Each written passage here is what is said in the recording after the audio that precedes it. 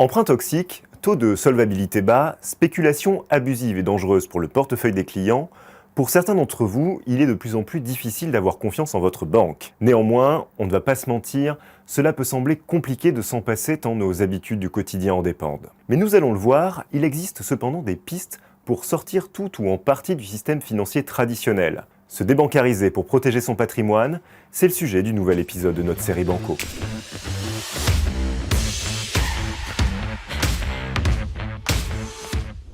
Comment est né notre système bancaire actuel? Faisons un peu d'histoire. Au milieu des années 1850, la révolution industrielle est gourmande en financement pour pouvoir développer l'économie et ses nouveaux marchés.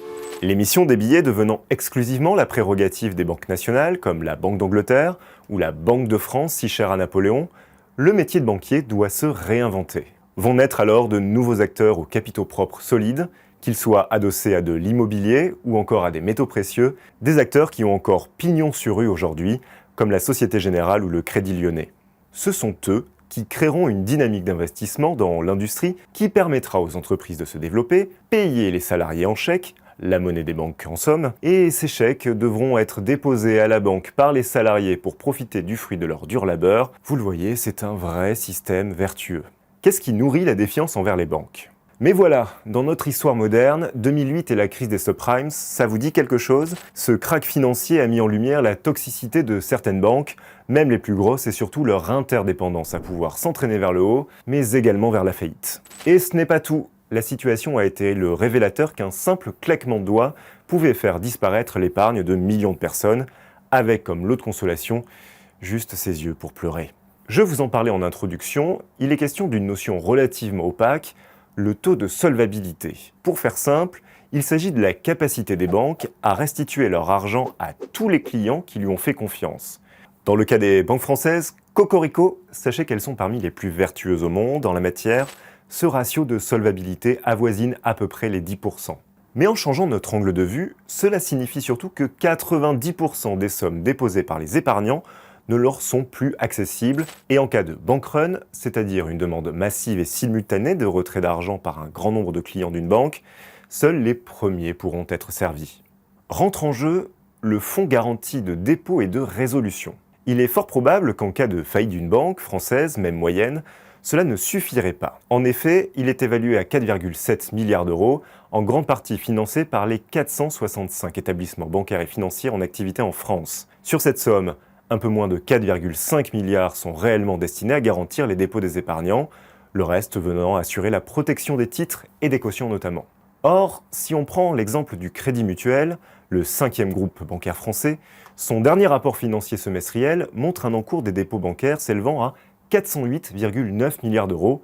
En cas de faillite, le fonds de garantie ne couvrirait qu'un peu plus de 1% de cette somme. Même en comptant les fonds propres comptables de la banque, 49,6 milliards d'euros, ce sont malgré tout près de 90% des dépôts des épargnants qui seraient définitivement perdus.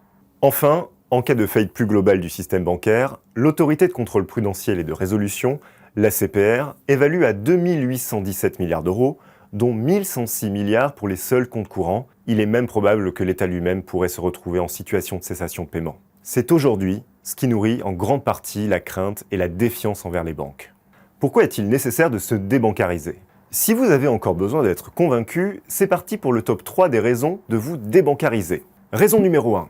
La principale raison de la dépendance à une banque réside dans les crédits. Prêts immobiliers, crédits à la consommation ou même simples découverts autorisés, toutes ces facilités de financement sont autant de freins à la débancarisation parce qu'elles vous obligent souvent à une domiciliation de vos revenus auprès de l'organisme prêteur, à titre de garantie notamment. Alors certes, ce n'est pas toujours évident de solder ce genre de produits financiers, car il s'agit souvent d'une bonne manière de préserver votre trésorerie, néanmoins ils sont la clé pour limiter au maximum l'emprise des banques sur votre patrimoine.